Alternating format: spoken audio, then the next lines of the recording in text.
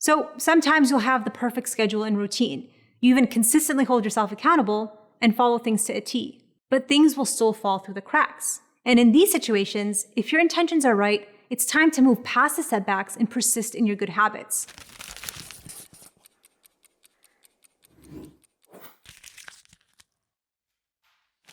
The Prophet ﷺ, per usual, gave some of the most relevant advice in this regard. He said, "احرص على ما ينفعك." Stick to what benefits you, meaning keep to your good habits. وَاسْتَعِنْ بِاللَّهِ وَلَا تَعْجَزْ. Seek help from Allah and don't give up.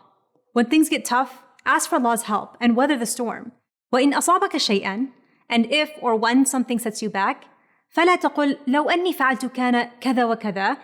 Don't say, man, if only I had done something else instead, XYZ would have happened. وَلَكِنْ قُلْ قَدَّرَ اللَّهُ مَا شَاءَ فَعَلْ. Rather, say that whatever Allah has decreed will happen. فَإِنَّ لَوْ تَفْتَحُ عَمْلَ الشَّيْطَانِ. Because لَوْ, if only, opens a door to the deeds of shaitan. The reality is, things will afflict you. Not if, but when they do, remember the words of the Prophet and keep your head up high. And most importantly, don't look back with regret wishing you had done something else. Because if you've incorporated good habits with the right intention, challenges that come your way push you to do even better, not to discourage you from continuing. So see it as a challenge, to pause and rethink. I did what I did, قَدَّرَ اللَّهُ مَا شَاءَ فَعَلْ.